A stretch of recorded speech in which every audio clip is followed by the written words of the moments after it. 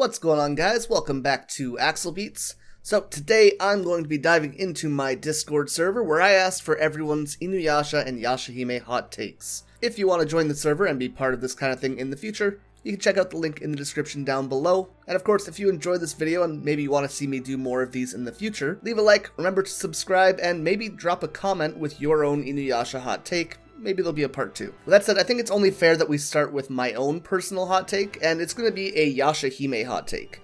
So, I know that most people don't like Trikio. They think that it's weird that she's made in Kikyo's image, and that just doesn't make sense, or the whole let her rest argument. Personally, I don't get the whole let her rest thing, considering she's not actually the one there. I see it more as somewhere that she found very special that she connected with, paying homage to her spirit by representing itself as someone who was very important to it.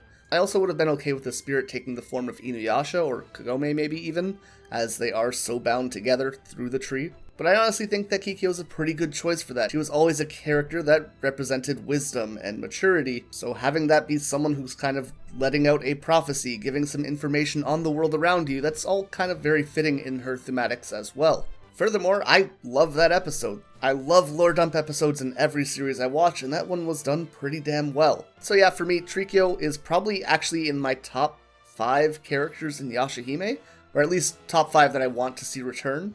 I'm hoping there's a much bigger focus on her in Season 2. But now that that's out of the way, let's take a look at the Discord for some hot takes. So Epic Tom, who is, might I say, very epic, says that Inuyasha is too long. Honestly, I can kind of feel that. There are parts of the series that kind of drag a little bit. I don't really think that the series needed to be 197 or 200 episodes, whatever it ended up being. I think they probably could have got away with it being maybe 150, somewhere in there. That said, while there are definitely parts that do feel a little bit slow, overall I think that the pacing is pretty okay. Honestly, the final act probably could have stood to be a little bit longer, if anything. Max Legend says that Shippo isn't coming back, and while I would love for that to be true in some regards, I'm thinking that we'll probably see him in Season 2, but I wouldn't be heartbroken if we didn't. There's no real role for him to fulfill in the story so far, and honestly, if it comes down to Shippo coming back for no reason, or Shippo coming back to fit the plot and what's actually going on, I would rather that he doesn't show up at this point than that he shows up and doesn't fit the situation. John says that Inuyasha and Sesshomaru should have been able to keep or wield Sounga at the end of movie 3 to the present day. I don't know about this one. I like the idea of one of them, probably Sesshomaru, being able to overcome Sounga and take control of it maybe at the end of movie 3. But I don't think I would really want him to keep it. I would see him more as like laying that sword down to rest somewhere. I really like the representation they have right now of like the two children overcoming their father's greatest power by working together specifically. I like that ending. I'm not sure I would want them to really keep it going forward. Cheyenne says that Kiramaru is the best thing to come out of Yashahime. Kiramaru's pretty damn good. Like I said earlier, I also do like Trikio. I really like Riku, and like Moroha's pretty great. Toa and Setsuna pretty okay. There's a lot of decent things in the series, but I think it is pretty safe to say that Kiramaru is up there as one of the best parts probably. Miss Megs says that Kagome and Kikyo don't look similar. I think that's pretty fair if you're only watching the anime, however early on in the manga especially they do look fairly similar. I think as time passed though, they do start to differentiate them to kind of make the characters more iconic and more identifiable, but I do understand what you mean. Honestly, I think to some degree, most of the women in the series have a very samey kind of design. I know they all stand out in their own ways, but there's a lot of overlap in design and how women are done in the series. I could see people being confused, especially if they're looking at like Kagome, Kikyo, and Sango. There's a lot of very similar elements that maybe could have been a little bit more distinguished. Rin Yen says how Kagome might be her own ancestor. I think I've heard that theory once or twice. But I'm not a big fan of that one. Just in general, I think it'd be a bit of a stretch, and I don't think that's something that the story would really go towards. But technically, I guess it could be true, based on 500 years being in the middle there, and like family trees really do spread out like a pyramid scheme over generations, so I guess that's in some way possible, but by 500 years it just wouldn't matter anyways. Shin says that Box Saiga is the strongest sword in Inuyasha Yashahime. I think that's pretty fair. The only thing I would really think that compares with it may be Sounga, but that's more of a utility thing. Just in terms of raw power, Bokusaiga's pretty damn impressive. Pear Bear with rumor of Kagome not aging until she catches up to the present. That one I like even less than the own ancestor thing. I just think that's like, there's no real evidence behind that. Maybe I just haven't seen it, but to me that doesn't really make sense. Draytex says that their hot take is that they like Shippo. The reason they do is because of the anime-exclusive episodes like Sotan and the Heart Scar episodes made them like him more, since it shows that while he's weak and afraid, he does have the potential for greatness one day. I think that episodes that really pull on your emotions like those can definitely make you like a character a lot more, and those episodes are done fairly well, so I can understand you liking Shippo for them. To me, he's a little bit of a dickling, but I mean, I do understand why people like Shippo in general. A lot of people think that he's cute, a lot of people think that he's fun, and he does have this kind of dichotomy between being this small, weak thing and someone who would risk his own life for his friends. But, you know. Lady B says that Trikio was a mistake, the one thing from the original show that shouldn't have come back at all. It did not come back at all. Again, Kikyo and Trikio are very different beings. Just because the image is assumed by the tree doesn't mean they're the same character. Again, it is just the location that Trikio looked after, manifesting itself in a way that pays homage to the connection that Kikyo had to the area. Commander Avra says that most of the OPs and EDs in the original Inuyasha series are rubbish. I don't know about that one. I think there's a couple that definitely are much worse than other ones. But overall, I think a lot of the OPs and EDs are very fun and have a lot of good emotion tied to them. But yeah, there are some that are kinda shitters. I made a video with my friend Dakota talking about that a little while ago. I'll link that at the end of this video as well. Shift Loose says that Sesshomaru and Kagura are a better pairing than Sesh Rin. I was waiting for a shipping comment. Simply put, Kagura yearned to be as free as the wind. Sesshomaru defined the word freedom and did as he pleased. They understood each other. I think that both Rin and Kagura fulfill different roles for Sesshomaru. The entire point of Sesshomaru's character was a redemption arc of demonstrating someone who hates humans, learning to accept them, and learning to love them overall. It's a complete arc that's finished with him being with Rin. However, there are elements that definitely work better with Kagura. So, you know, both have good arguments. I could understand both sides. And as I've said about 1,000,000 times, it just isn't something I think about either way. Pro Spirit says that they have two. Inuyasha is a hypocrite. He's allowed to sneak around with Kikyo all he wants, but how dare Kagome and Koga be friends? Yes, he is very immature. That is a very big part of who his character is. At the end of the day, it is pretty common for people not to realize what they're doing themselves while being uncomfortable with maybe their significant other doing the same thing. I have plenty of guy friends who aren't very comfortable with their girlfriends making other male friends, and I have plenty of female friends who aren't very comfortable with their boyfriends having other female friends. At the end of the day, if you don't have that level of trust that you need, or if you just aren't very mature or confident in yourself, it's just going to be something that you're going to struggle with either way, and it's a fairly normal thing to show, especially when talking about more teenage to young adult romances, so I think it's actually a pretty good theme to explore throughout Inuyasha. Where I will play devil's advocate in this situation, Inuyasha was literally dating or together with Kikyo right as both of their lives at the time essentially came to an end, and for him, a blink turned into a 50-year gap where Kagome was now there, and what do you do when the soul of the girl you were with is in a different body? And when that original girl comes back to life, and now you have a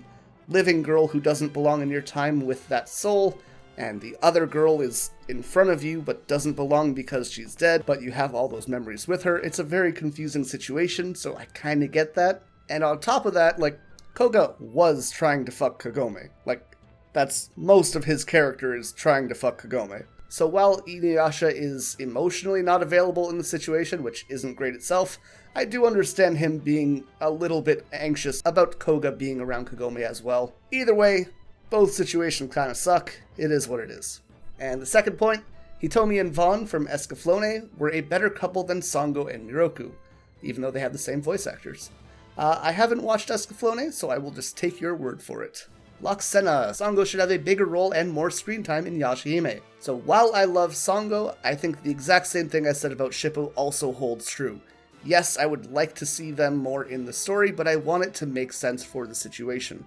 I don't want the old cast kind of dealing with all the troubles of the new cast. Yashahime is the story of the next generation, and as such it should focus on that next generation dealing with their own problems on their own. Yes, Sango can absolutely be a part of that, but I think there is a very real balancing act that has to take place, especially when trying to integrate old characters in a series that could solve most of the problems. Whereas the girls might have struggled to fight someone like Kyuki, for example, if Inuyasha or Sango was there, like, the fight probably would have been over in a moment. And that kind of takes away from the tension of the whole thing. That said, Sango was in like 1.25 scenes for the entire series. Maybe we could bump that up a little bit, right? I think of the 24 episodes, if she was in like 6 of them, even just as a supporting or background character, that would have been fine. Awesome Nyappy says, Tessaiga is too big of a sword and looks kind of ridiculous. I completely agree. I think my biggest issue with it is it's kind of like this weird mix between a falchion and a greatsword, and it just looks very unnatural and bulky. Maybe leaning into either of those angles on its own would have been a little bit better, or just narrowing out the blade a little bit could have gone a long way. Mongantasy says, when Inuyokai and Hanyo fall in love with someone, their protective instincts get imprinted on that person, and are free for a new imprint only after that person's death.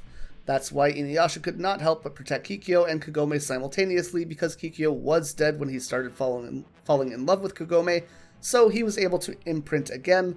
But when Kikyo was resurrected, he was in the, in fact, impossible situation to have to protect both of them. Maybe not the hottest take after all. That's roughly what I said. This does sound like some Twilight shit though, with all that imprinting talk. But this is sort of similar to the story of the Inugami, which many of the dog yokai in the story are based on. I actually did a whole video on this a little while ago. I'll make that the second related video. In the end card. It's all about the history of the Inugami. So all that makes sense, and it's all based on the mythology behind their characters. So I don't think it's that hot of a take at all. Thespian says, I know people find it cute, but I find it really disappointing that Kagome is still using the beads. I never liked it, but in the sequel, there's no argument that can be made at this point that it's not abuse. Yeah. No, I definitely hate that shit. As someone who's like taken a hit or two in the wrong side of a relationship, not a big fan of this at all. Nuraku says that I should do a analysis on Miroku. Not exactly a hot take, more of a recommendation, but it is something I want to do in the future anyways, so yeah. Ikerochu, my favorite person of all time, says, hot takes off the top of my head. The series as a whole definitely underutilizes the McDope ability for the demons to transform into their true forms. Sesshomaru as probably the greatest example, but man, there was a good few scenes where if Koga transformed, that would have been the bee's knees. Yeah, for sure. Sesshomaru only transformed into his true form 3 times in the entire 197 episode stretch for the first series. That is super underutilized, especially when you consider how iconic that form is. What I'm assuming is that because he lost his arm early on, that maybe made the form less effective, or off balance and easy to kind of outmaneuver. That's really the best idea I can come up with there. But yes, even characters like Koga, if he had been transforming into a wolf form whenever mid-combat, that could have made for some really cool and very exciting and dynamic fights. Second point, Inuyasha at no point in time was a two-timer, regardless of what characters in the series say or how the fandom seems to interpret it. To beat two-timer, Cheater would have to require them to both be in a sexual relationship with both Kikyo and Kagome, which never happened. The most Inuyasha ever physically done with them was embrace or kiss them. These intimate moments that were never sexual in nature or at any given occurrence. The dude deserves way more slack than he's given, especially considering he grew up 95% of his life alone and ostracized, not having been able to see or experience what a healthy relationship, friendship, or romantic was until he met Kikyo, and shortly after, Kagome as well as the rest of the Inu gang. There are more points I could bring up to support this take, but that would legit turn this into a character analysis essay. So, parts of this I agree with, and parts of this I do not agree with. While he might not have been sleeping with both characters at once, I think that emotional cheating is definitely a thing that does need to be taken into account. Relationships have more than just a sexual element. There's also bonds of trust, reliability, emotional sharing. All of those extra things that go into a relationship, if being shared with 2 people, could be considered as cheating in some way or another. That said, like you said, he definitely does deserve more slack than he's given in the community. People are very hard on him despite the incredibly difficult situation he was put in when Kikyo was revived. On top of that, yeah, no role models at all. His dad wasn't around for most of his childhood, it was just him and his mom, and she died pretty soon after. So with no one to really look up to, what are you going to base things on? Third point, a flaw that has become noticeable with age in the original series is the overuse of conversational exposition from the characters. The repetitive info dumps of explanation of what is happening. Commentary like that from characters is fine, especially if genuinely serving the purpose to help the audience better understand the situation, but a straightforward, non-complicated scene, the commentary conversation that happens amongst the characters can be redundant. Yashahime thankfully learned from this so far. Absolutely agree. While Inuyasha has a lot of really great dialogue, especially just in platonic conversations, especially when you're looking at the conversations between Inuyasha and Sango or Inuyasha and Miroku, I think those are like the most natural and fluid conversations in the entire series. But there's so much exposition in the series, and it's just way too much sometimes. Setsuna says, Setsuna with enough training could match Sesshomaru or Inuyasha in power in combat. And Setsuna, Moroha, and Towa should go to Toga's grave. So, the first part was Setsuna being able to match Inuyasha and Sesshomaru. Possibly? Depending on how long the series runs for, I could see that being something that happens maybe, but they would have to have a lot of development leading up to it to feel natural. As for the three girls visiting Toga's grave, I think that is an excellent thing that needs to happen, especially considering the way that Season 1 ended. Having Moroha turn into a spectral phantasm version of Toga, and having Towa transform into the dog yokai form, or the spectral version of that, all those would be a reason to go visit Toga's tomb. Kind of explore the situation and see how their bodies react to being there. Karate Kid says that Koga is the definition of mediocre. Absolutely, I do not like that character at all. He's like the embodiment of dude bros, and I just don't like it. And finally, one last one from Shin. Setsuna is the strongest of the three girls, and possibly the strongest Hanyo. That's really hard to judge. I think all three of the girls are very strong in different ways. All three of the girls kind of fulfill different roles, and kind of fight in different ways, so they have different strengths. It's kind of difficult to compare them directly. I think if it comes down to it, maybe on a physical level, Setsuna might be the strongest there, but maybe I would say that, like, Setsuna is a fighter, Moroha has the spiritual energy, but she fights more of like this fast-paced, hit-and-run kind of style, and then Towa has like a lot of versatile abilities, a good amount of physical strength, and is just kind of like in the middle and balanced of all of her traits. Yeah, I don't know, all three of them are good at different things, so which one is the strongest just doesn't matter on a like flat level. Situationally, they are all better than each other at different things. But that is the last hot take in the Discord, which wraps things up for this video. Again, let me know your hot takes in the comments of this video, and I'll try to do a part 2 in the future. I hope you guys all enjoyed this video, and as always, I want to thank all of our fantastic people over on Patreon supporting the channel, with our Dai Yokai, Iffy Babes, Ikerochu, and Jacob Wiley, our Yokai, Amelia Hellman, Jadis Not Janice, and Joker Rose, and our Hanyo, Anthony Hogan, Kiwi Dog, Love the Kiwi, Michael Greco, Negakitty, Savage Camel, Simon Electric, Suki Neko, and Ziv. Thank you guys so much for watching, and until next time, remember to stay excellent.